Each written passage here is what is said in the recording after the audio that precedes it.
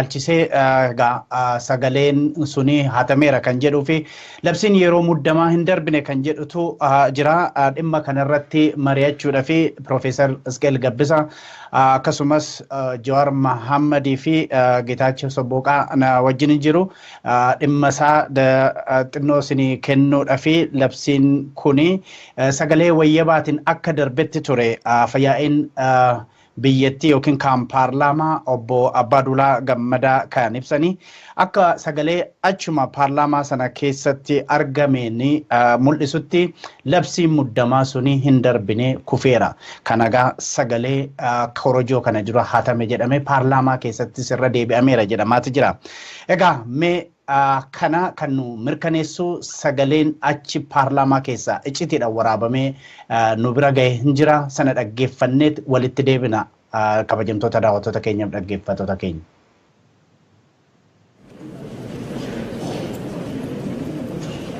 አመሰግናለሁ።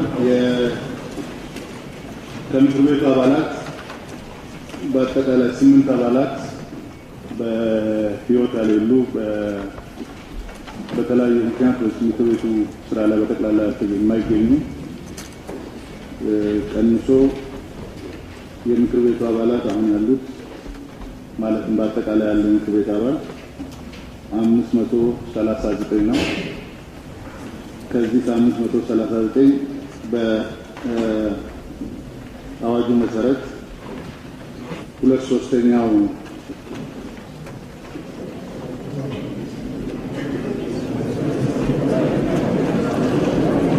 ሶስተኛው 339 ነው። አሁን የተገኘው የድጋፍ ድምፅ 346 ተቃውሞ 88 ድምፅ ተጥቦ 7 ነው። አዋጁ በ2/3ኛ ድምፅ ተደግፎ አልፏል።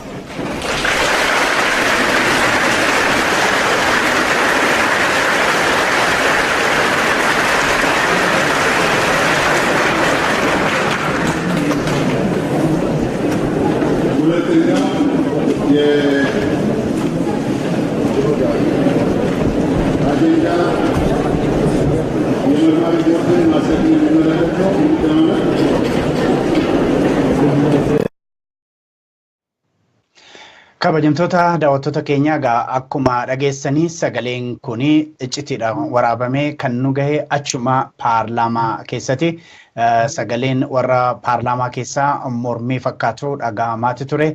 Egaa mee lakkoofsi kenname kunii fi obbo Abbaaduulaa Gammadaa labsiin kun darbeera kan jedhanii labsanii fi akkasumas immoo miidiyaalee biyyattiitiin kan labsame suni maal fakkaata? Mee gara yeroo ammaa kana akkuma duraan jedhee Profeesar Isqeel Gabbisaa akkasumas Jawaar Mahammad Geetaachoo Sobboqaa wajjiniin jiru. Jawaar mee dhimma kana hordofaa turtee korojoon akka biyyaatti jedhamutti yookiin sagaleen uummataati ganda gandatti hatamaa ture duraanii amma paarlaamaa keessatti hatamee kan jedhamu jira. Mee maal nutti himta? Dura waan abbaan duraa podiyeem irraa yookiin immoo waltajjii irraa dubbatee afaan Oromootiin hiikuun barbaada. Paarlaamaan kun nama 547 qabaa jee. San keessaa 8 du'anii jiranii jee. Kan amma lubbuun jiran 539 jee. Kana keessaa 2/3 barbaadaa jee labsiin kun daruudhaaf. 2/3 539 339. Sagaleen deeggarsaa argame 346 jedhe. Kanaafuu dabree jedhe akka herreega isaatiitti. Kan argame 336 kan 88 kan sagalee kennuu dhiyeessa 7. Kanaafi akka herreega isaatiitti 339 qofa waan barbaachisu 336 waan arganneef dabreerraa jedhe.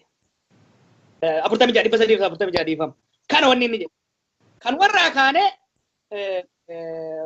soba isaati kana agarsiisu akka heeratitti heera mootummaa irra kaa'uu danda'a. Akka heera mootummaatitti akka keewwata 93titti labsiin muddamaa kun darbuudhaaf 547 san keessa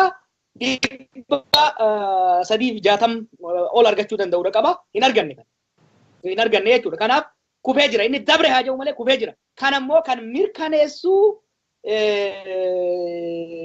warrummaan paarlamaa keessayyuu itti beekanii kolfaa ture jechuudha. Gizaachoon asirratti herrega isaa waan baasirritti hojjetaa ture illee rafne gizaachoo sirriitti hojjetee jira takka takkaan uummata akka ibsu. Gizaachoo dhageessa? Eeyyee sirriitti dhagaa jira. Egaa xiqqoo wanni har'a mana marii bakka buutoo keessatti ta'e wanna xiqqoo nama qaanessus wanna jara kanatti nama kuufalchiisus nama akkamiitu herreega akkasii hojjetaa jira jedhee namni of gaafachuu danda'u qaba. Nama akkamii bakka na bu'isa jedhu dhugaatti Oromoodhaaf qaaniidha. Oromoo qofa otoo hin ta'in uummata biyya sanaatiif qaaniidha. Namni akkatti herreeguma xiqqoo akkasii herreeguu hin dandeenye mana maree sana keessa taa'uun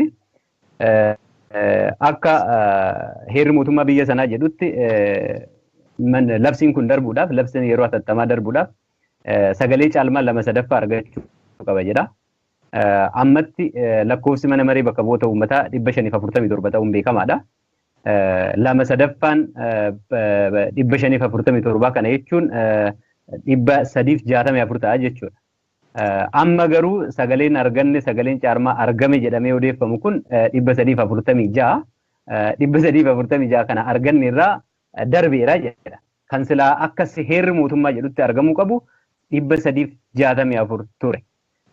Kanaaf wanni isaan jedhan kun tasuma waan heerri jedhuuf waan lakkoofsa achirra jiru kan walitti hin dhufne ta'uu bira darbee inumayyuu lakkoofsuma isaan jedhaniitti illee fakkeenyaaf namni miseensi paarlaamaa 547 guutuun hin jiru namni 8 du'a keessaa hir'ifamee jira 539 jedha. 2/3 immoo 339 jedha. Ani herreega maaliitiin akka kan argataa jiran naaf hin galu. 2/339 illee 359 ta'a malee 339 akka obbo Abbaa Duulaa jedhan hin ta'u. Kanaaf tarii kaalkuleeshiniin ittiin uummata gowwoomsuuf seenan haqni Oromoo isaan ukkaamsuuf seenan ofuma isaatiin rabbi gargaaree haa ta'u harkaa baatee harkaa mucucaattee badii kanaaf isaan saaxiltee jirti qaanii kanaaf isaan saaxiltee jirti kanuma jechuu barbaadammaaf. Gaariidha. Profeesar Asqeel labsiin yeroo muddamaa kun akka gaamma lafa kaa'ame kanatti mee ija akkamitti ilaalta? Darbee jedha afyaa'iin mootummaa Itoophiyaa Abbaa Duulaa Gammadaa warri immoo kun akkanatti xiinxalan kufeeraa labsiin sun jedhu akkamitti ilaalta? Sagalee Profeesar.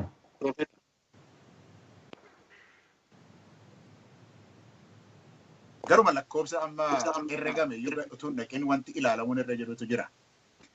Seerri akkasii seerri lubbuu namaadhaaf deemu akka kanatti darbuun irra hin jiru. Maaliif yeroo inni dubbatu afaan isaa gara 2-3 dabarseera jechuutti waan fiigaa ture afyaa'ii Abbaa Duulaa gara sanatti deemuudhaaf jarjaraa waan tureef utuu waa'ee lakkoofsichaa utuu hin dubbatin 2-3 jechuutti waan jarjaraa tureefiti warri paarlaamaa keessa jiran itti kolfan kana hundumatu dhaga'a. Jalqaba yeroo 2-3 jedhu sana itti kolfan. So lakkoofsuma isaa utuu hin naqin dubbii kana keessa shira cimaan akka jiru agarsiisa jechuudha. Gara lakkoofsaa utuu hin naqin tokko jedhe. Lammata dhimma akkasii dhimma guddaa akkasii waraana mootummaatiin uummata dhaqee akka garaa kee ajjeesi jedhee gara itti dabarsu keessatti akkitti inni gaafate sagalee kennuu utuu hin ta'in paarlaamaan harkuma rukuteeyyuu haa dabarsu jedhee ture achi keessatti. Mee rabbi jedhaatii hubadhaa.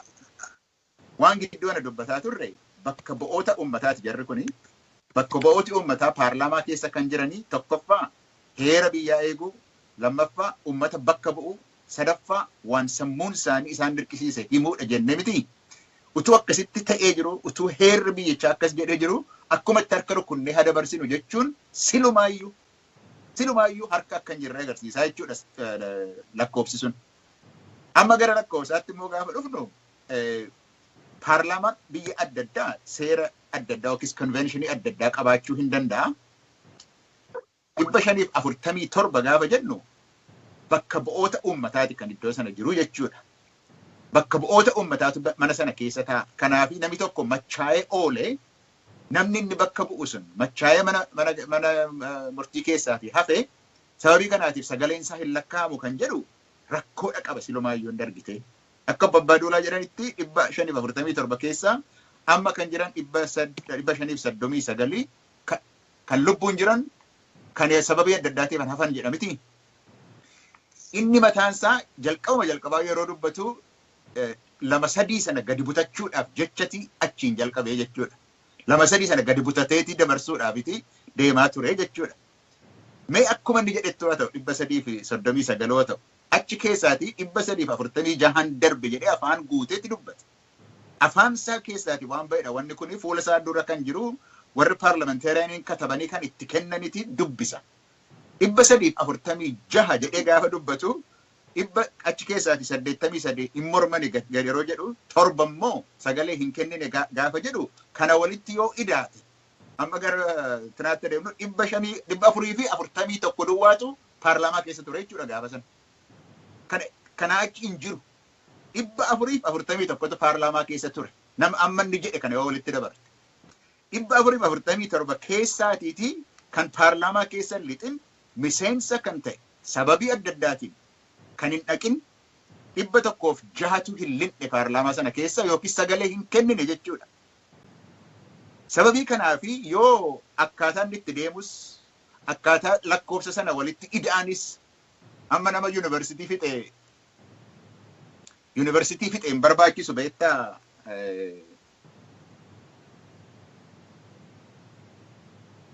video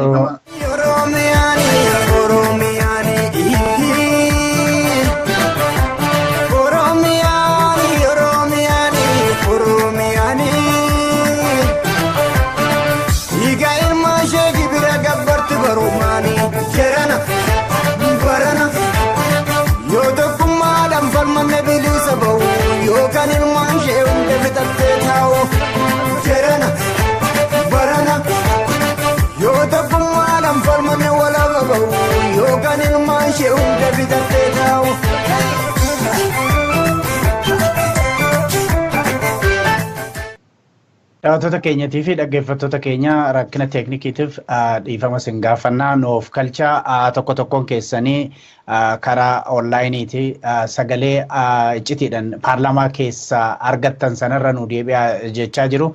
Erga Profeesar Isqeel Gabbisaa kan jalqabe sana fixee booda fara'aan nu qopheessaa irra deebinee sin dhageessifna. Profeesar Isqeel itti fufi. Nama yuunivarsiitii fixe nama akka digirii gurguddaa qabu akka gizaachoo yoo hin barbaachisu wanti kuni 346tu sagalee kenne ergii jedhe Babbaaduulaa 346 hin dabarsu. Sababii kanaatiif hin dabarre jechuun kuni waan afaan afayaa'ii paarlaamaa Itoophiyaa keessaatii bahe isa ta'ee jiru darbeera jedhee yoo mootummaan kun ummata irratti tarkaanfii fudhachuu dadhabee jalqabee eenyu akka ta'e agarsiisaa jechuudha. Mootummaa seeraan hin bulle seera dabsee buluudhaaf deemuudhaan haa ta'u malee 88 sammuu isaanii namni 88 sammuu isaaniitiif yookiis bakka bu'oota isaanii waan calaqqisu jedhaniiru isaan warra goototaa isaan bira darbees gara biraan hin jiru dhugaansa gadi bahuudhaaf adeemaa. Sababii kanaatiif guyyaa lama sadii keessatti agarra paarlaamaan garuu eenyu akka itti akka vooti godhe gadi baasee himachuu baruu jalqabuutu irra jira. Gaariidha Profeesar Isqeel Gabbisaa mee fara'aan yoo qophiidha ta'e namoonni hedduun gaafataati jiru kan abbaan duulaa dubbate sana kan paarlaamaa keessa sagalee iccitiidhaan bahee nu dhaqqabe sana irra nu deebiiti sana booda gara Jawaarittan darbaa yoo qophii taate mee nu dhageessi tokkicha fara'aan.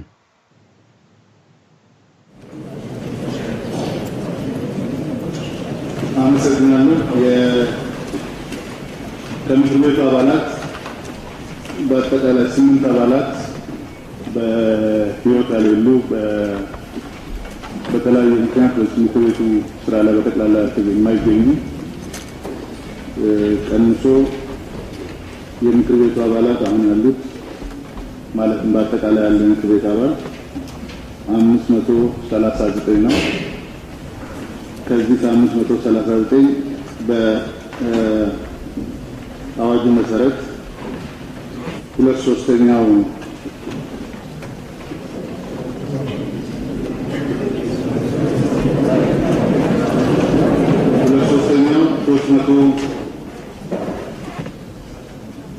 339 ነው።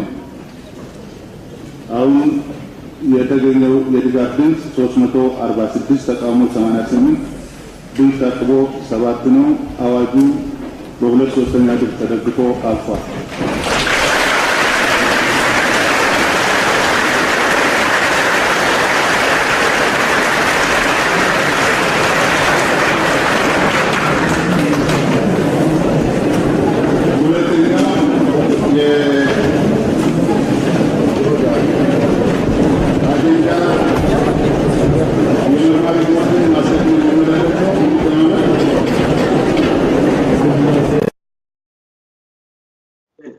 Egaa kabajamtoota daawwattoota keenyaaf dhaggeeffattoota keenya akkuma dhageessan kana paarlaamaan suni obbo Abbaa Duulaa Gammadaattu itti kolfaate ture.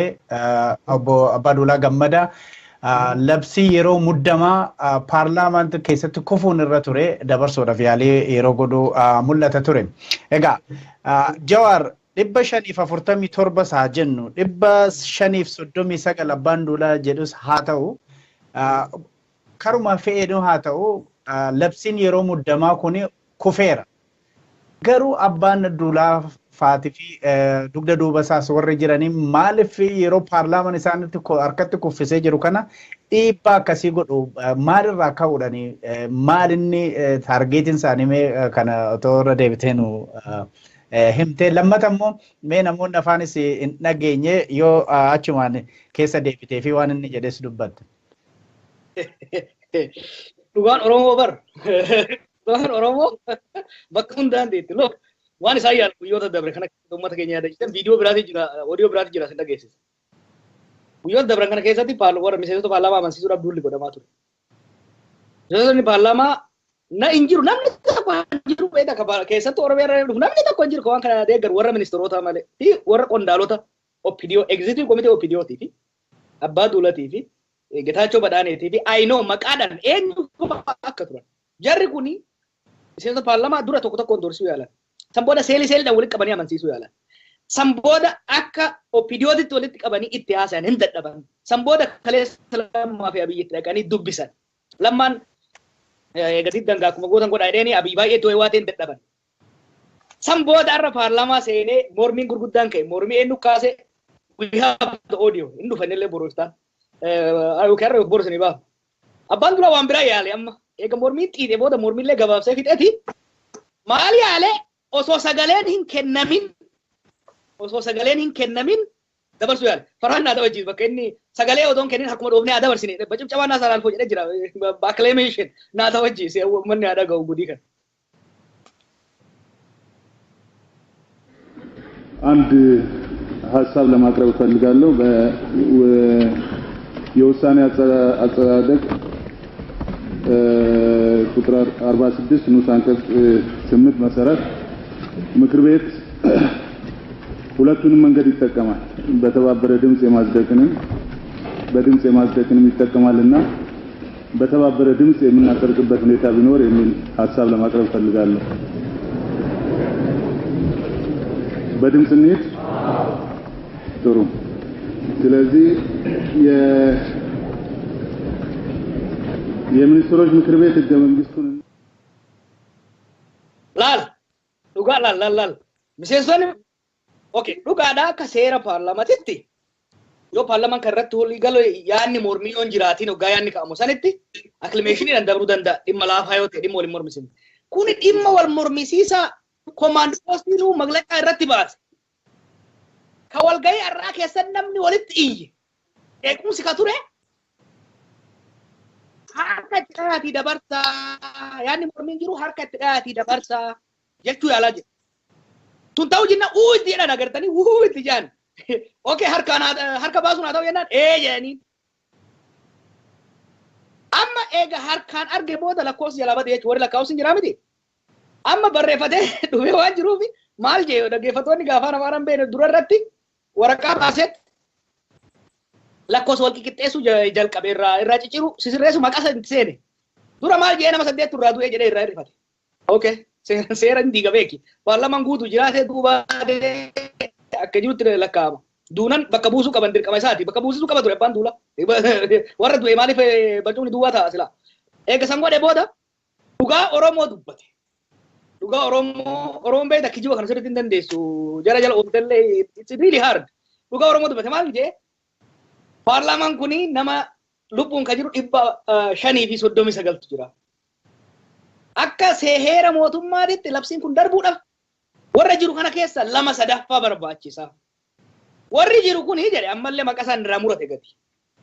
539 jedhe dhugatti 2/3 539 359 ta'uu qaba ture. Inni garuu maal jedhe 339 jedhe. Kamar baalu 339 jedhe irraa murate beeka amma 20 irraa murate amma sitti. Sanboodoo maal jedhe sirreeffate 346 waan arganneef sagalee 7 sanii ol waan arganneef waan barbaachisu ol waan arganneef dabreeraa jedhe kijiba rabbiin jaalanne kijiba maaliif san dhiisiti inni irraa mummuree deeme sanii osoo kan deemu taate 559 waan hin argatiniif kufeera labsiin kun hin dabarre sagalee 2/3 hin arganne akka heera mootummaatitti 364 argachuu qabatu. Warra du'an kabbaan duulaa awwaalee san haa dhiifnuuf warruma jiran san waa lakkoofnuuf 359 argachuu qaba. Erga kana dubbisee fixe booda warri wayyaanota dongora herregaa san argan. Maal jedhama sirreessuu eegalan paarlaamaa irratti faraan screenshotii si erge san laal. Dura dhugama san gabaasamu wanni jedhe. Sagaleen argame 346 jedha. Kufee jechuudha 346 dabruu hin danda'u. Kana hubatanitti irrimaatii iskiriptoon itti seenan. Sagalee 395 argatee jedhanii itti dabalatan. Meeqa dabalan gizaachuu? Meeqa ta'a? 46 49 itti dhiyaatanii muti? 49 akkas dabalan. Itti dabalatan jechuun gabaasa irratti agarsiisaa jirta inboxii keessa jira faraan manni arguu qaba agarsiisa akka isaan itti hatu yaalaa turan. Waliigala immoo gaazexoonni isaanii kan biraa akka gabaasantu jira. Wanni isaan gabaasan maali? Namni har'a keessatti argame 441 san keessaa 346 akka deeggare 88 akka morman 7 akka sagaleen kennin jedha. Amma sanillee sirreessuu jedhan jechuun maaliif akka gabaasa isaan dhiyeessanitti 395 irratti 88 dabaltee 7 irratti dabaltee 441 san bira dabruu jedha jechuudha. Anwaan biraan jedhu warri charchiif masgiidaa sirriitti rabbitti kadhadhaa rabbiin galateeffadhaarra. Dhugaa Oromoo korojoo isaan dur hataa turan har'a osoo isaan hatan ijji kafinji qabaman. Kuni it's a great victory qabsoo Oromooti. Maaliif? By the way namoota gurguddaatu sagalee irratti kenna. Odoo sagalee dho'isaatiin kenname paarlaamaa keessatti heera mootummaatiin miti wanni screenshootii ansii kenne san agarsiifaraan. Screenshootii kaba isaan lakkoofsa jijjiiran.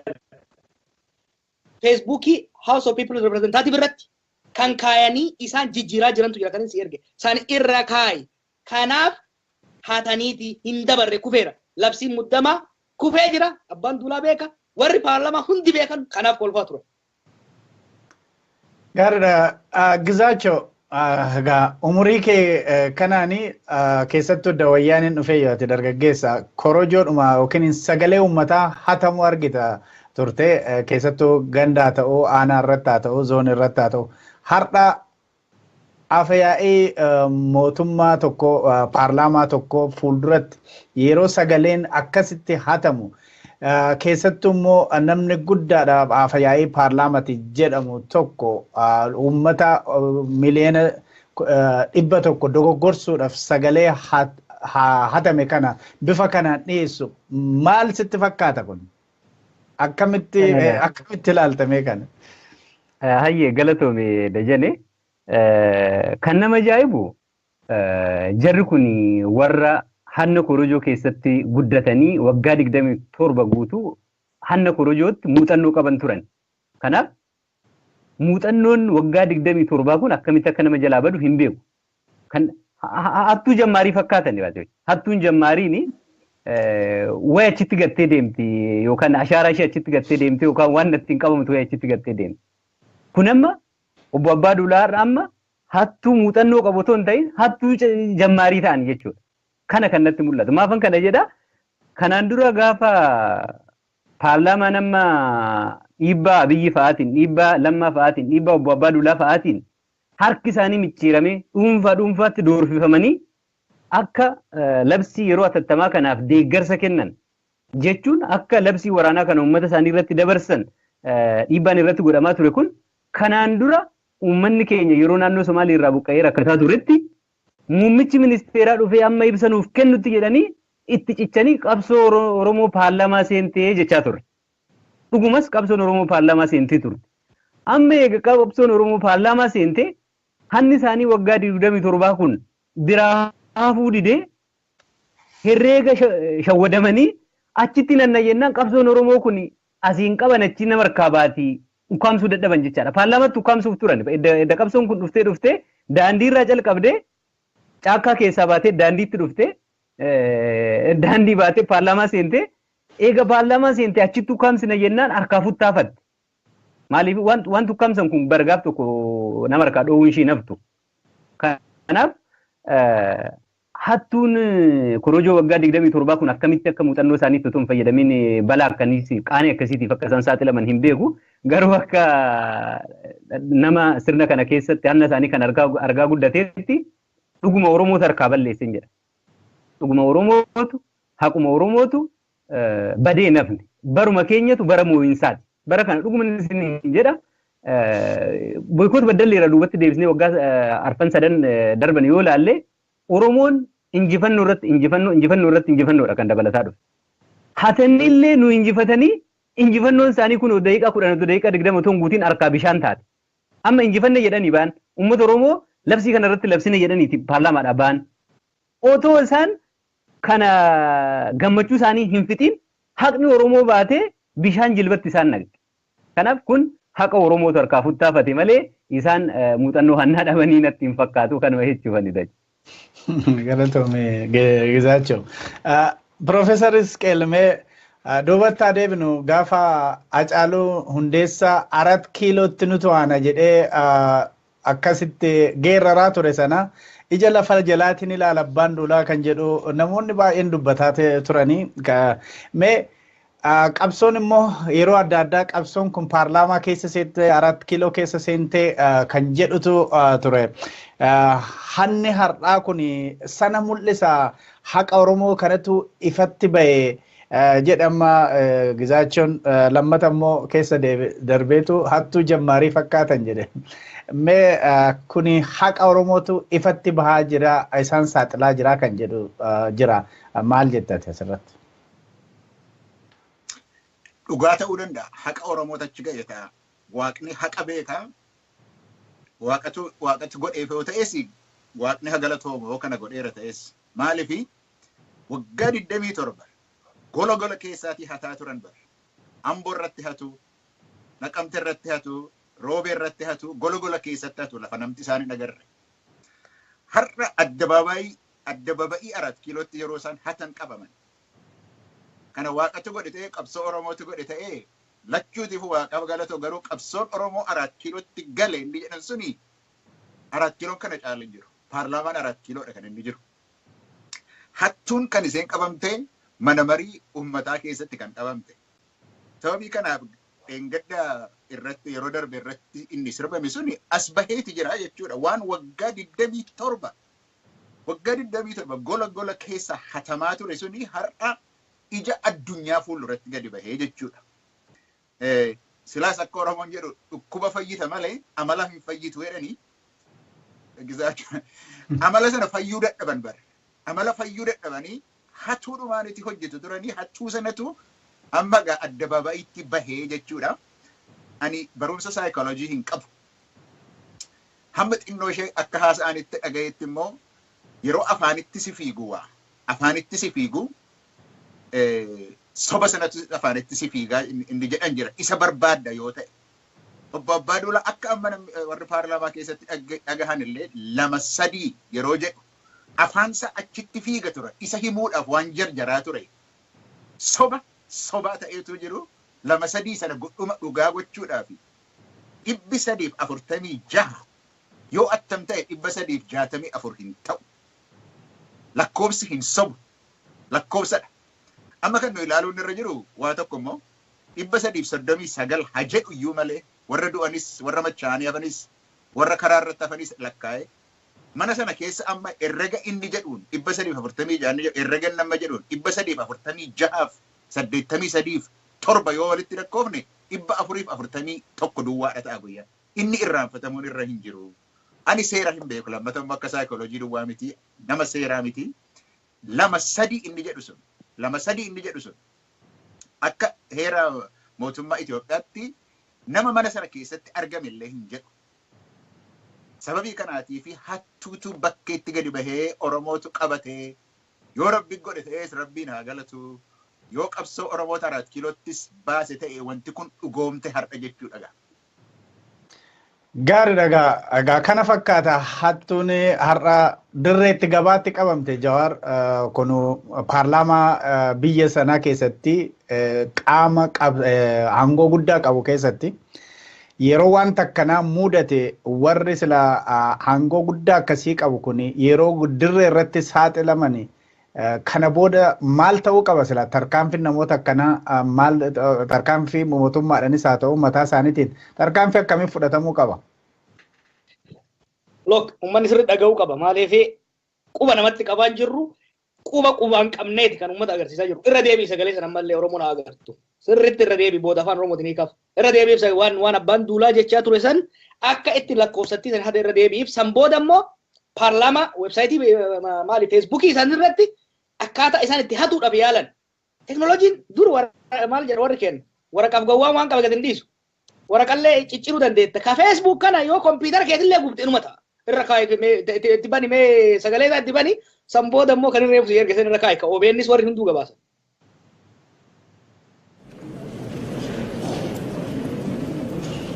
አመሰግናለሁ። ከምክር ቤቱ አባላት በአጠቃላይ 8 አባላት በህይወት ያሌሉ በተለያዩ ምክንያቶች ምክር ቤቱ ስራ ላይ በጠቅላላ የማይገኙ ቀንሶ የምክር ቤቱ አባላት አሁን ያሉት ማለትም በአጠቃላይ ያለ ምክር ቤት አባል 539 ነው። ከዚህ 539 በአዋጁ መሰረት 2/3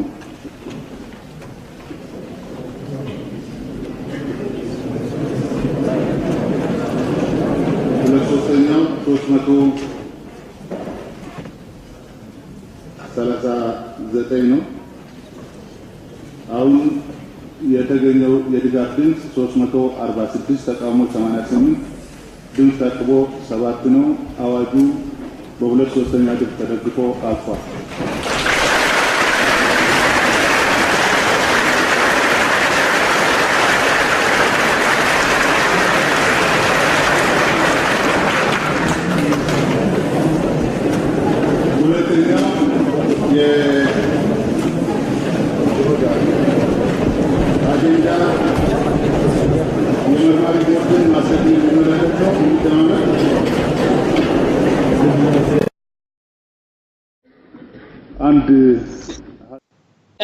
Laal waan amma sirriitti ijoolleen hin hiikan qabxiin qabu seera reefu qeel dubbatu san sirriitti lafa kaa'e lama sadaffaa paarlaamaa waliigaliidhaatu barbaachisa jedheet san booda warra du'e lakkoofnu jedhee hirrifachuudhaaf 8 irraa hirriseet 539 gahe.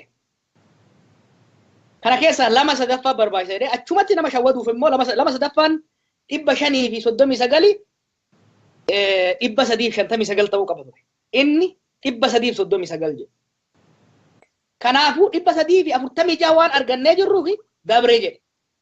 Dhugaan jirtu garuu dhugaan jirtu dabruudhaaf wanni kun akka seeraatti 360 argachuu qaba ture hin arganne 359 silaa warra 8 irraa dhuman jedhe irrallee hin arganne jechuudha. amma immoo faraan maal agarsiifta beektaa wanti agarsiisi akkaataa isaatti paarlaamaa irratti dongora isaa eega bayan booda argan eega gabaasanii bayanii booda argan irra kaa'imee akkatti ediitii godhan Facebook umriin haa dheerattu irra kaa'e.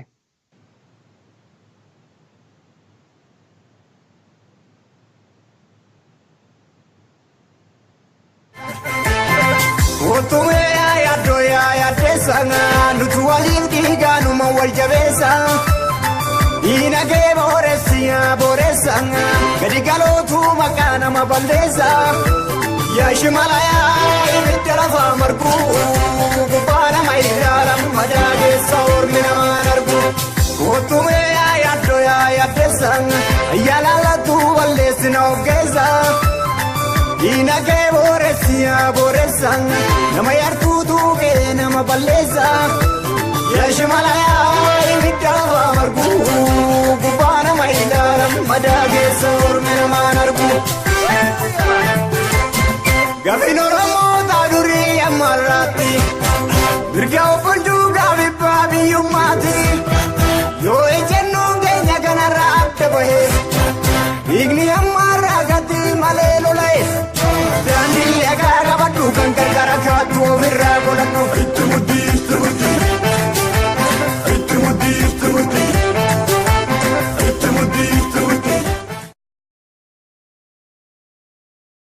Mana kayaknya harga. Aku abban tulaga paarlaamaa irratti jetti sagaleen tura argame achi keessatti lakkaa'ame abbaa duulatti gabaafame 346. Booda garuu ol deemanii jijjiiranii 395 godhan jechuudha. 41 meeqatti dabalanii achitti. Kuni hanna guyyaa adii bifa meeqan hatu yaalan. Bota rafaan amara limballoon itti deebina saggaa'een faan intala seeraanii kennanii. State of emergency wanta kolaa yaadachiifnu heerri mootummaa maal jaa? Labsii yeroo muddamaa kaawunsilii ministeerotaa yookiin immoo mana maree ministeerotaatu dabarsa. Yoo paarlaamaan hojiirra jiraate sa'a 48 keessatti paarlaamaatti dhiyaatee sagalee 2/3 paarlaamaatiin dabruu qaba.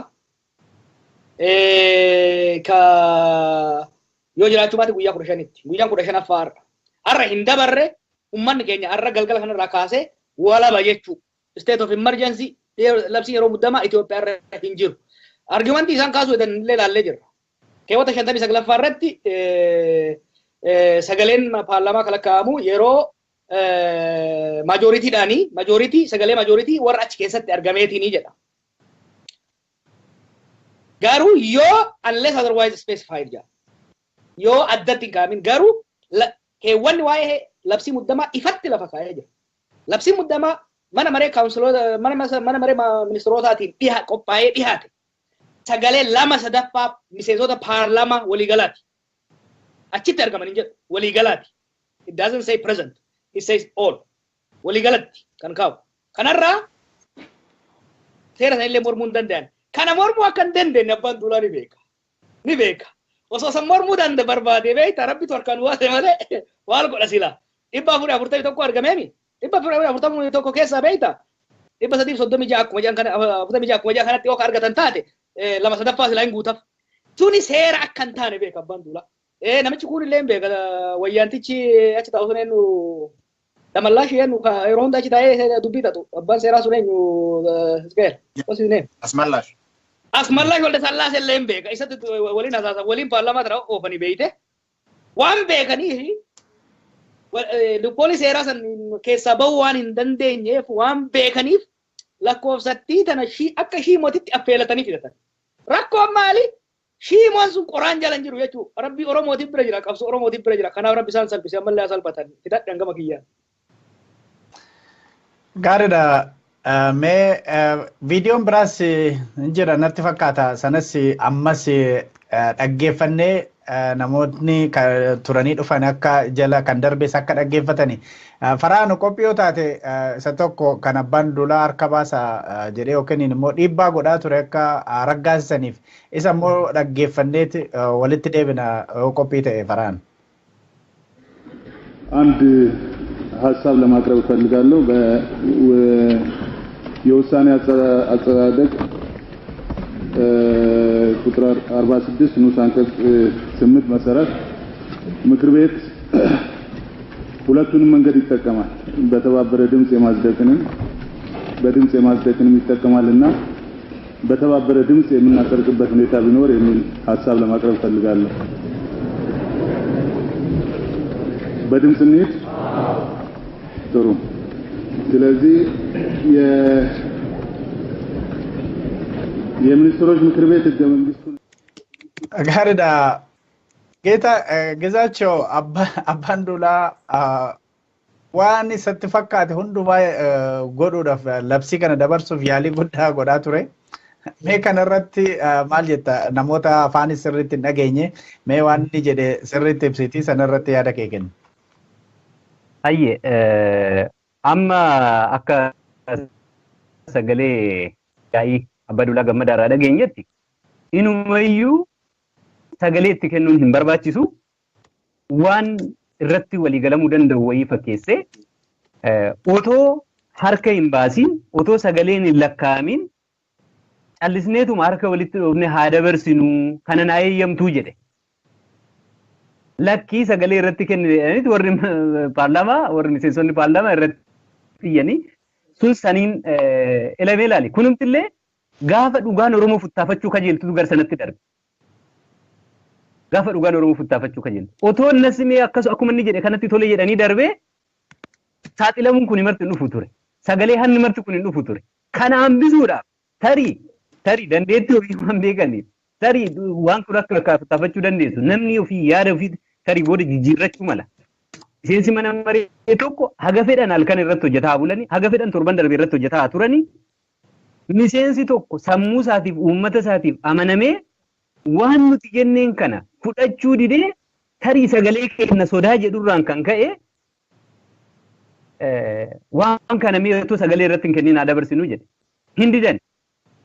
Akkuma didan immoo namni 88 harka baaseeti mormeera. Namni 7 sagalee irratti hin kennu dhimma kanarratti jedheera.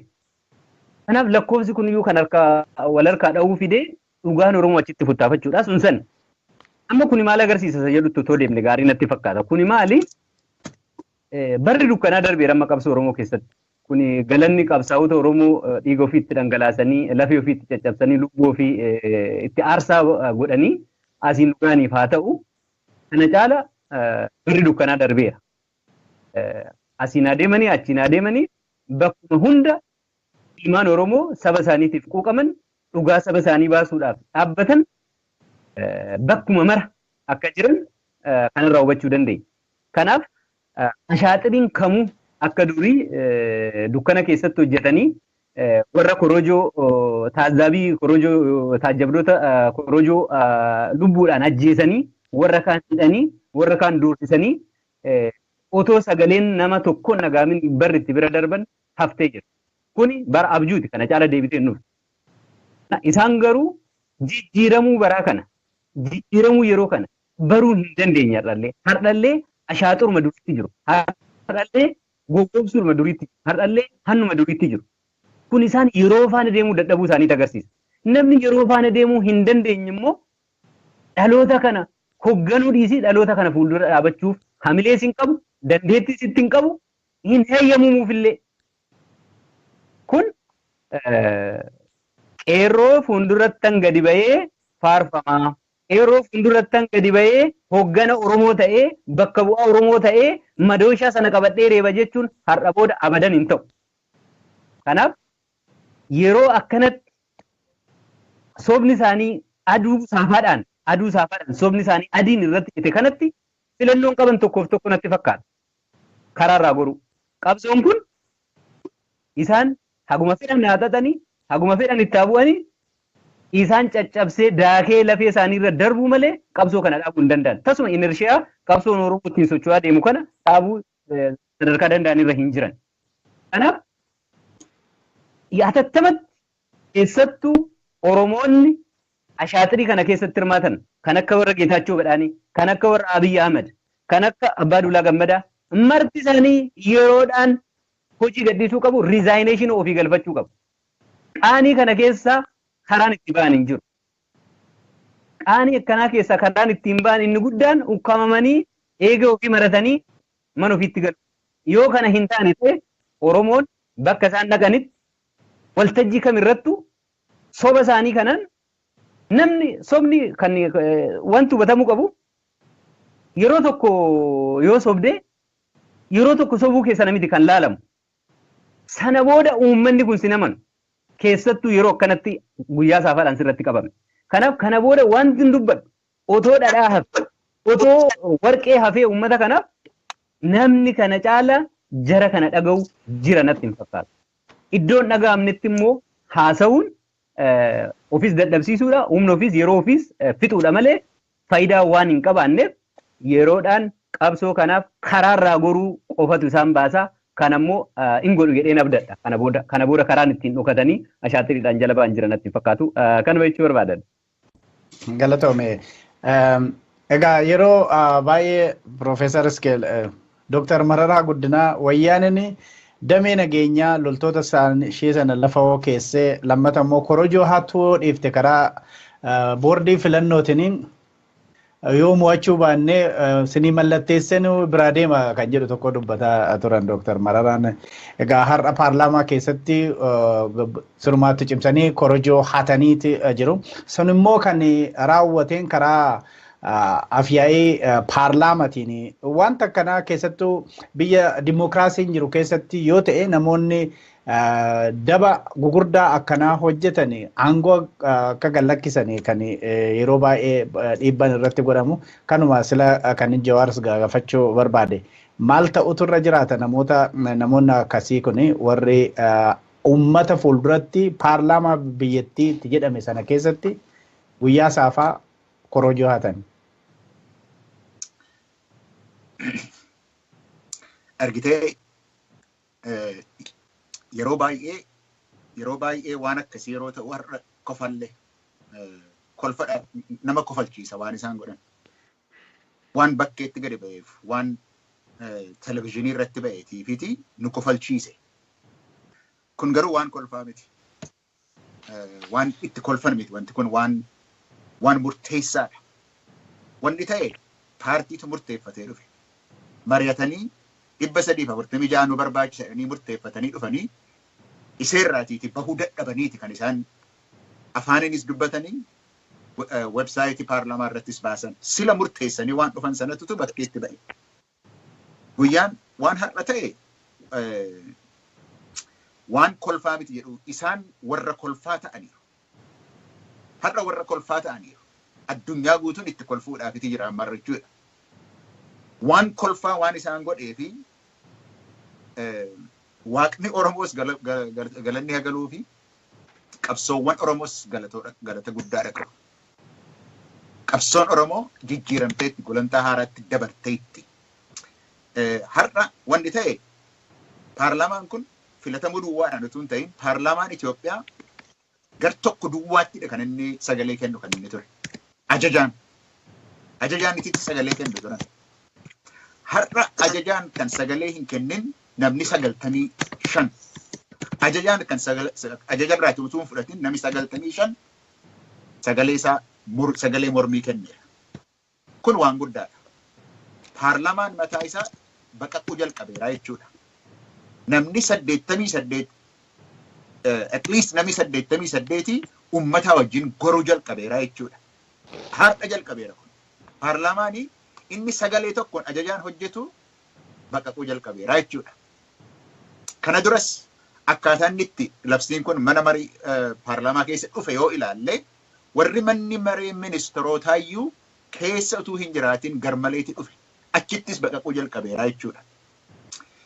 Qabsoon Oromoo hamma waggaa 3 kana keessatti karaarratti daggala keessatti yeroo dheeraadhaaf qabamaa turte amma 4 kiiloo masaraa mootummaa keessa duwwaatu hin ta'in galma paarlaamaa keessatti mul'ate. Kun waan guddaadha. Maaltu ta'uu qaba waan ati naan jetteef hin jedhe. Wanni ta'uu qabu ergi qabsoon kun achitti baate barri sobaa dhumteetti jechuudha barri. Akka namni filaasofii barate namni filaasofii guddaa tokko jira kan Andree Maalroo jedhanii jireenya kee guutuu soba gurguddaa himiitiiti soba sana immoo dhugaa taasisuudhaa fi jiraadhu kan inni jedhu. paarlaamaa Itoophiyaatti mootummaa Itoophiyaa keessatti har'a dhumteetti soba gurguddaa himtee soba gurguddaa sana immoo dhugaa gochuudhaaf kanatti jiraachaa turte sun har'a dhumteetti jechuudha. Soba kana akka kanatti soba jiraachuun hin danda'amu. Obbo Abbaan Duulaa adda baba'iitti sobe. Paarlaamaa keessatti sobe. Ija uummataa fuulduratti sobe. Namni akka kana sobu paarlaamaa sana keessatti afayaa'ii ta'ee jiraachuudhaaf hin danda'u jechuudha. Akka kana sobaa hin dandeessu turuudhaaf. Sababii kanaatiif qabsoon iddoo sana geessetti yeroon sobaan jiraatan dabarteetti har'a jalqabaatiitii warri aangoorra jirtan warri sobaan biyya bulchaa jirtanii har'a jalqabaati iddoo gadhiisuu jalqabaa. Maaliif? Qabsoon karaarra jirti, masaraa mootummaa keessa jirti, hojii gadhiisuu jalqabuutu irra jiru. Hamma har'aatti gaafa namni buqqa'u, gaafa namni du'u, gaafa namni kumaatamaan lakkaa'u mana hidhaatti lixu. Qaanii malee obbo Lammaan illee nama 30,000 hiikne jedhe. Nama 30,000 har'aa jalqabaniiti gaa irraa galuu jalqabuutu irra jiru. Yeroon sobaa dabarteetti. Yeroon dhugaa dhufteetti. Torban darbee yoo jenneerra. Paarlaamaa kanaaf har'a yeroo dhugaatu dhufee jenneetti maadha turre. Yeroon dhugaa dhufteetti. Har'a dhugaan bakkeetti baateetti. Bakkeetti saaxilamtaniittu. Irraa deemuu jalqabuu barooti irra jira. Kabaja qabaadhaa ishee kanaafillee. Isuma kanaafillee dhiisanii irraa deemuudhaafillee kabaja baraa hamma tokko. Dhiisanii irraa deemuudhaafillee. Kanaaf kanan hin jedhu warri akka kana sobaa turanii Abbaa Duulaa irraa jalqabee isa jalqabe tokko waan inni qabuuf isa dur irraa deemeera jette har'a dirqamtee irraa deemuu baruutu jedhu sirra jiraan jedha. Hundillee akkasuma gochuutu irra jira warri ummata dhiisanii ajaja duwwaadhaan buluu jalqabanii mootummaa dhiisanii irraa deemuutu irra jira. Jijjiiramnii fi cehumsi itti fufuutu irra jira. Gaariidha. Profeesar Jawaar itti dabaluu barbaada natti fakkaata. Moo odeeffannoo haala argata? Odeeffannoo naannoo gara Mandiititti uummata ajjeesaa jirti. Nama lama akka ajjeeftee fi nama 5 akka madeessiteedha. Dhiigni kun hundi harka isaaniitti irra jira. Dhodhoosuuf hin deemamu. Uummata Oromootti hinti godhaa waan ture jira. Walgahii Ihaadeeg booda gananii jiran uummata. Walgahii Ihaadeeg booda miseensota ofiifillee gananii turani. Yakki irra hojjetames Prime Ministerii ta'uudhaaf waan shira xaxaa turanidha. Himaatiin ture, isaanitti illee himaatiin ture. This is a lose-lose game jechaan ture. Abiy Ahmedii fi Abbaan Duulaa resign godhuu qaban. In fact, politika siyaasaa Oromoo keessa exit godhuu qaban jarri lamaan. Maaliif naan jedha? Labsiin muddamaa kun sirrii akka hin taane osoo beekan kan fudhatan isaan. Muummicha ministeeraa ta'uudhaaf. Tan qofaa miti. Kaleessa Abiy walitti qabee miseensota doorsisaa ture sagalee kennuu qabdan jedhee. Tan qofaa miti har'a hin argamne sagalee kennuudhaaf. Getaachoo Raddaa achi ture irra kaa'e miseensa koree jiraawwachiiftu TPLF irra kaa'e faraan Oromoo rabbi agarsiisu waan what we are dealing with. Uummanni Oromoo kan qabsaa'u barcuma qoreetirra barcuma Hayilamaariyaam irraa dhiitamerra Abiy kaa'uuf miti Abbaa Duulaa kaa'uuf miti. Dhugaa Oromootiif uummanni Oromoo kan qabsiisu. Wanni isaan xalafee lafaan dhayaa jiru dhugaa Oromoo kana waadaa uummata Oromootti galaa turan san waan sobaniif. Abbaan Duulaa uummanni kiyyaa kabaja tuffatamnaan dhaabni kiyya tuffatamnaan keessaa ba'e jedhe gaaf dura. Itti ol deebi'e. Maaliif itti ol deebi'e? Muummichi ministeeraa hin kennama jedhamnaan. Muummichi ministeeraa Oromoodhaaf wanni godhu hin jiru. Itti baanee ammallee akkanumatti kijibuu fi baalaasii Hayila Sillaasee keessa. No. Abiy osoo magaalaa san keessa jiru hin argamne har'a achitti. Maaliif? Yoo deeggare Oromoon maa deeggarte jettee itti kaati. Yoo hin deeggarre wayyaaneen hin quttuutti. You cannot have it both way. Opinion kana beekuu qabdi. Karaa lama itti agarsiisaa turre kan deeggadda. Karaa lama. Namni osoo Finfinnee jiru har'a achirraa hin ergamin. Namni odoo dubartoonni sitti himu dubartoonni Oromoo achi keessa jiran. Namni 88 san. Nama guyyaa 4 dura dhalee dhaqee jira. It makes me emotional. Warra dhaqee sagalee kennee jira. Kalee dheengadda dhalanii ijoolletti daa'ima ollatti kennatanii warra dhaqee jira.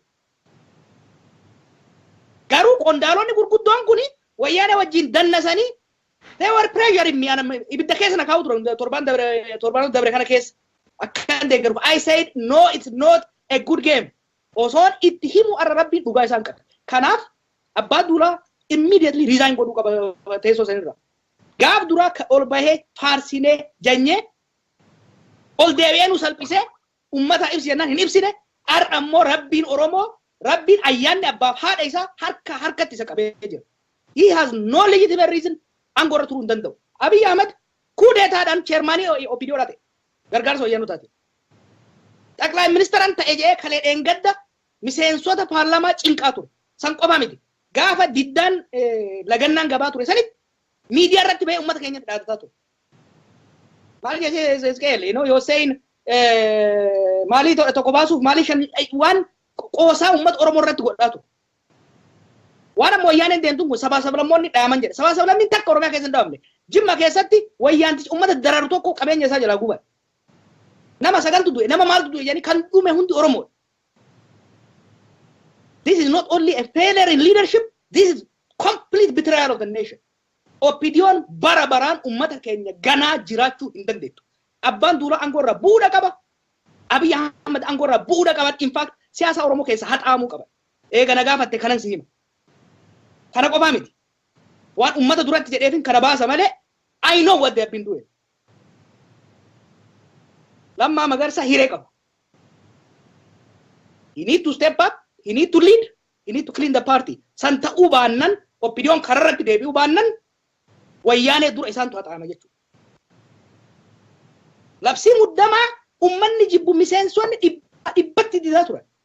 Dhibbatti abbaa duulaa Abiy Ahmedii fi Getaachoo Badhaaneeti kan they were threatening people. Doorsisaa turan. Boochisaa turan nama. Har'a miseensonni wal guuranii dhufanii warri beektele kan dhibamellee ka'ee dhaqee Abiy garuu hin dhayne. Getaachoon akka baasu achirra kaayi. Inda kana normally dhayit warri wayyaaneen beektanii miti asmallaash malee nama biraan dhaqu. Abbaa isaa hayyaa achi ture. Garuu jarri keenya nama baay'ee irraa hambisan. Nama amma biyya alaa kaleema ergantu jira akka nama gootii akka hin goone. Kanaaf it's not only a failure of leadership, it's a betrayal of our people. Kanaaf immediately resign godhuu qaban kana keessa. Uummata Oromoo keessa bahuu danda'uu qaban.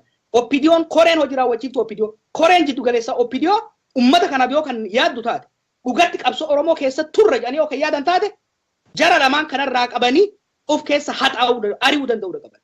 Clean your house. If you don't clean, we will clean it for you. Clean gochuu danda'uu qaban.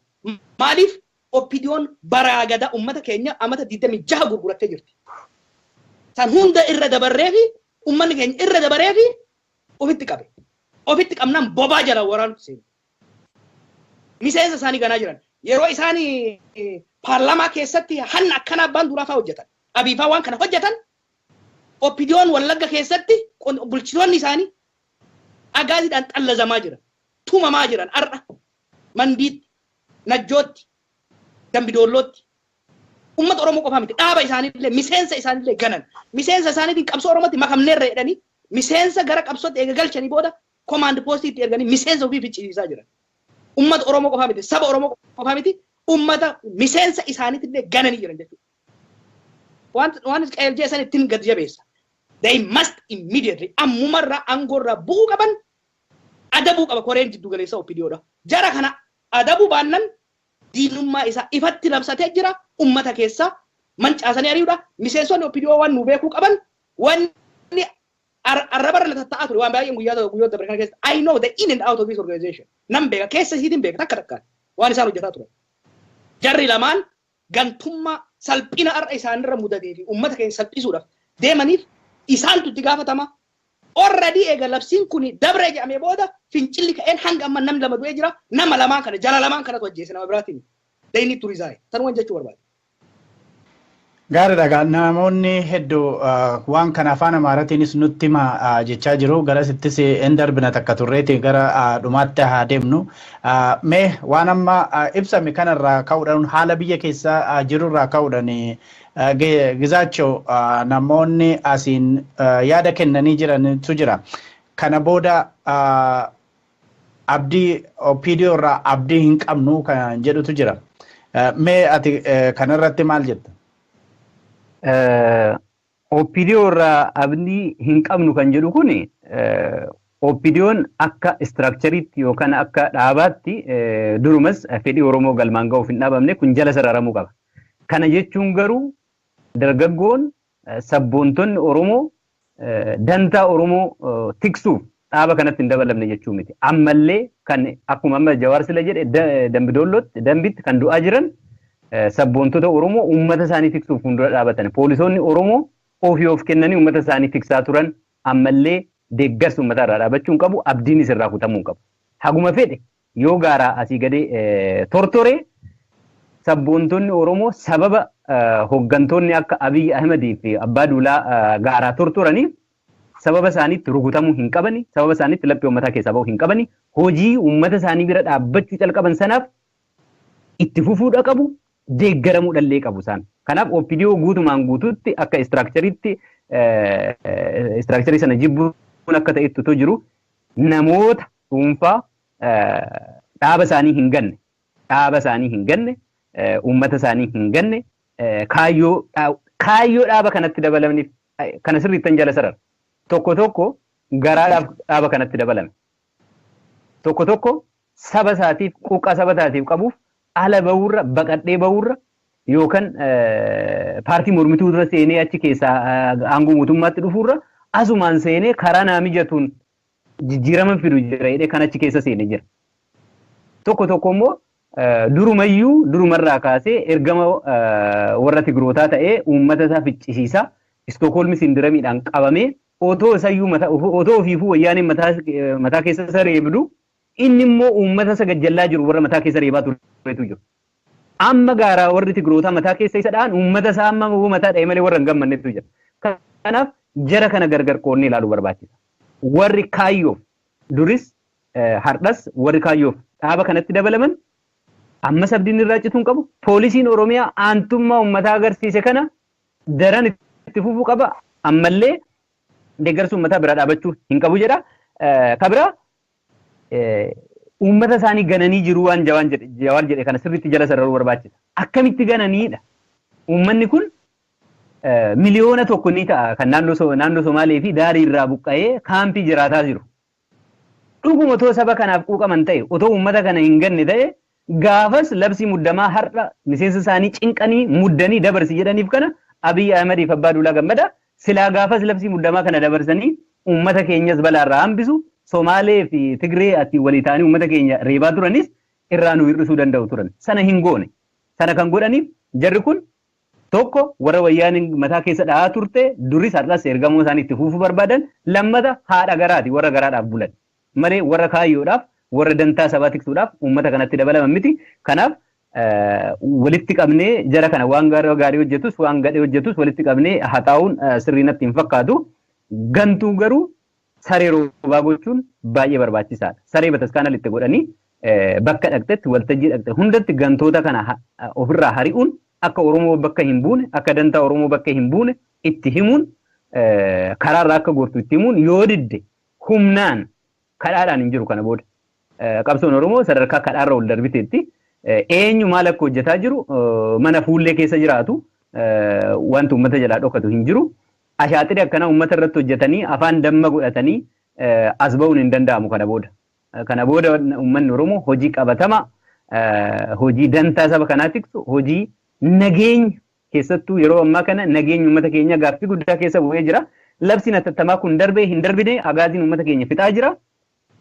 Gadi ba'anii agaaziin Oromiyaa keessa jiru humni waraanaa yookaan raayyaan ittisa biyyaa fi poolisiin federaalaa Oromiyaa keessa jiru haga magaala Oromiyaati ba'u qaba jedhanii gadi ba'anii dubbatanitti deeggaramuu qabu. Warri kana hin goone godhuuf fedhii hin qabne yookaan ammatti dandeettii itti hin qabne garuu ammatti gadi ba'anii labsii kana warri hin deeggarreef warri uummata keenya fudhan hin dhaabannirraa abdii kutachuu hin qabnu jedha. Kanaasumatti gabaabsuu barbaada. Gaariidha Piroofeesar Isqeel akkasuma namoonni yaada siin kennanii namoonni 88 kan labsii muddamaa kana mormanii galateeffamuu qabu kan jedhutu jira. Yeroo baay'ee egaa paarlaamaa sana keessatti ribarraa ka'anii harka ol qabuutu ture. Amma nama mormuun isaanii waa tokko galateeffatamuu qaba kan jedhu jira kanuma irratti. Najanee jarri sun dhugaa qanuurraa qaban qondaalota gurguddaa keessa jira sadarkaa Oromiyaatirraa. In ari'amtan, in hidhamtan osoo jedhamanii warri dhufee sagalee kennu. Warri 88 tuni ilmaan Oromooti seenaa dalaganii gaafa citteet uummata Oromoo wajjin citan. Dhugatti galata guddaadha qaban uummanni keenya isaan fili aanaa isaanii keessatti kabaja guddaa godhuufi qaba. Ollaan kabaja guddaa godhuufi qaba. Kabaja guddaa gaafa namni guddaa jennuun gurguddaan hoogganaan dhaabaatii fi hoogganaan paarlaamaa nu salphise jarri kun aangoo osoo qaban. Listi warra deeggareetis warra labsii kana deeggaree deemeetis warra nu ganeetis Oromoo ganeetis warra Oromoo fi galees listi isaanii guutuu takka takkaan qabna ni maxxansina galatoomaa jechuun barbaada. Gaariidha. Sitti dhufaan tureyyuu Profeesar Iskeel irraa fudhatte atis itti dabaluu dandeessaa. Asumaani egaa kun hundumtuu ta'ee argine yeroo labsii muddamaa kana mee yeroo naa kennamu jedhamee namni hundumtuu eegaa ture yoo wayyaaniin bifa kanaan of fooyyessiti jedhamee eegamaa ture.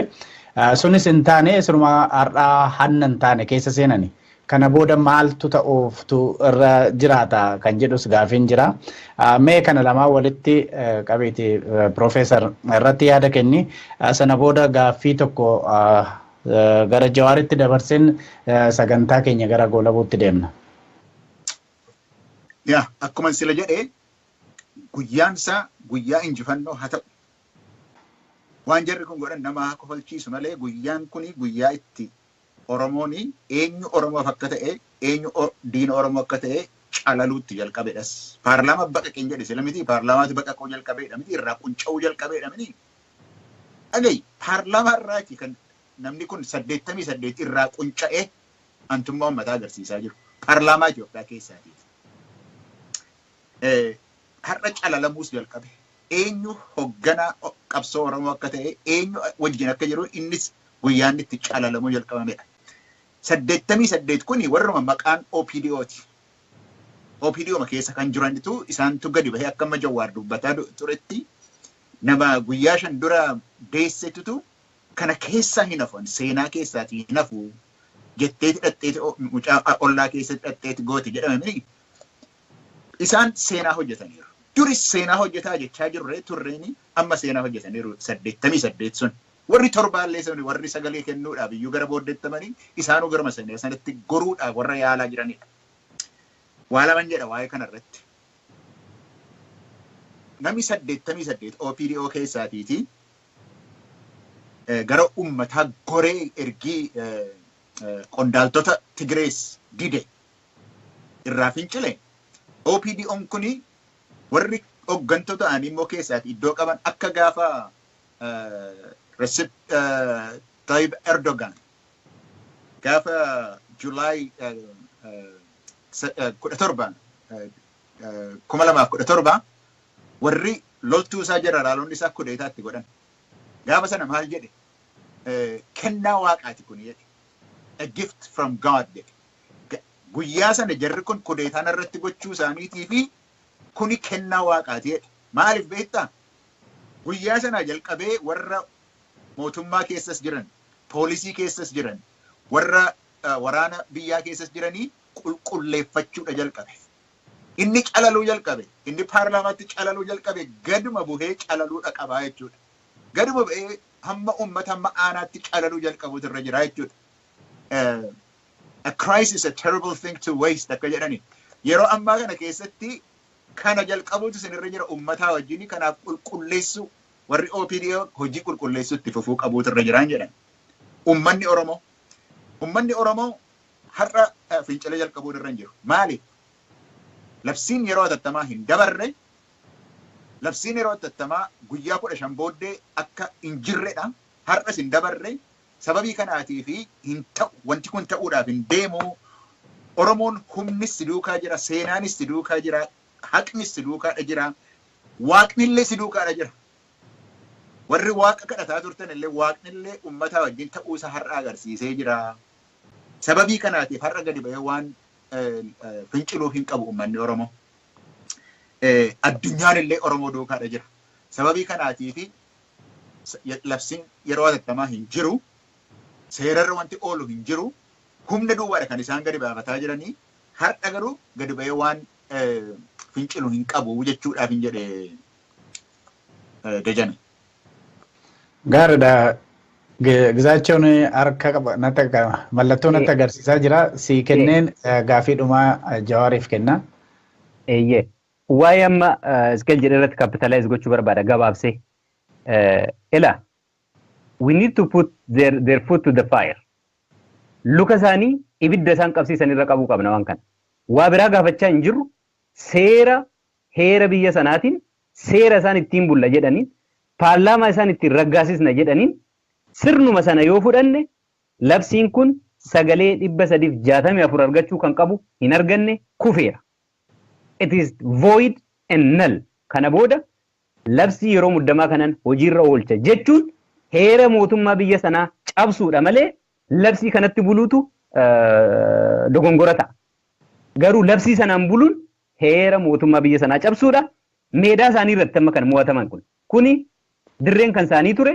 Dirree isaanii waggaa 27 irratti taphataa ba'an irratti har'a seera isaanii ila daanyaan kan isaaniiti. Arraagaabiin kan isaaniiti. Hundi kan isaaniiti. Bakkee kanatti har'a ifaan ifatti mo'atamaniiru. Seeruma ofii baafatanii seera taphaallee isaantu baase. Seera taphaa ofii baafatan sanatti itti bulaa jedhee Oromoon yookaan lammiin biyya sanaa marti cichee qabuu danda'uudha qaba. Kun kanaaf seeruma ofii baafatan sanaan har'aa kaasee labsiin muddamaa wanni jedhu Oromiyaa keessatti hin hojjetu agaaziin raayyaan ittisa biyyaa Oromiyaa gadhiisee bahuu qaba. Kana gaaffiin uummata Oromoo bifa kanaan sheeppi ta'ee waan biraa gaafataa hin jirru seera keessan hojiirra oolchaasa jedhutti deemuu qaban jedha. Kanumaan xumuruu barbaadan.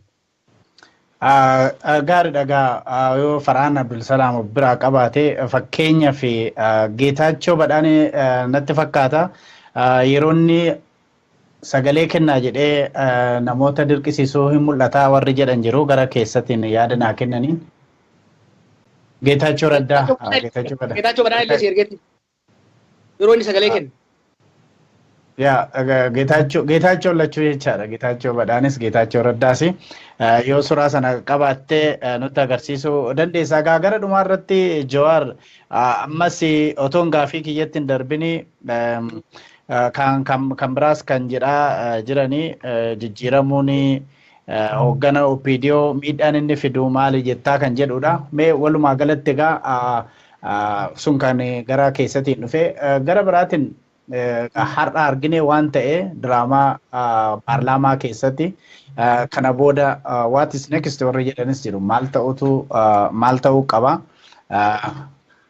akkuma geezaachuudhaan sila jedhe sana maalinni abdiinimti kana booda abdiin qabnu OPDO irraa warri jedhanis jiru duraanii qaama qabsoo kanaa ta'uudhaaf yaalii godhaa jirti keessaa kan jedhu jira kan immoo kana booda abdiidhaan qabnu irraa kan jedhu jira kana walitti cuunfitee sagantaa keenya oolamne. Gama OPDOtiin abdiin qaqallataa jiru dhumaa jirti. Lammaa qofa eegaa jiru. Hagan dubbatu. Hagan ejjen dubbatu.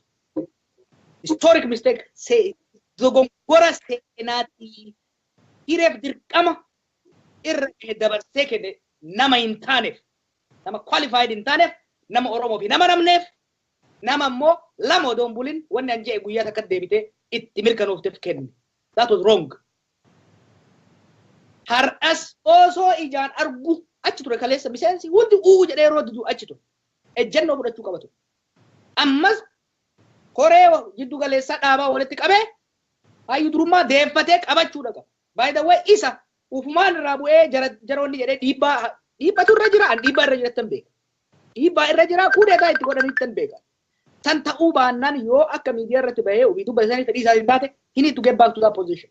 Yoo OPDO save godhuu barbaade. Yoo waan waggaa takka walakkaa biyya san keessatti hojjete san waan abdii uummataa kenne san baraarsee gara fuulduraa deemuu kan barbaadu taate deebee dura taate waan sana hoogganuu danda'uudha qaba. Jaara uummata guyyaa adii hatu kana immoo keessa ari'uu qaba. Wal baadhannee deemuu hin dandeenyu. Kun kana beekuu danda'uudha qaba. San ta'uu baannaan wassalaam. Uummanni keenya yeroo duula kana eegallu dajane waa'ee mootummaa kana waggaa eegallu waa'ee paarlaamaa kana waggaa eegallu namni jarrattiin muyiteetuma harka baafti maaliif why do you worry silaa jarri nama hatanii jedha. Yaa akka hatan hin beekne. Seeruma isaaniitiin xalafnee garuu lafaan dha'uu akka dandeenyu immoo nan beekan ture. I knew seera isaaniitiin heeraaf seera ofii lafa kaayanii seerri waa lama hojjeta jedhin jedhama dura. Mootummaan ittiin si cunqursuudhaaf hojjeta. Lammiin immoo ittiin bilisoomu itti fayyadamuu danda'a. It cuts both ways. It did today.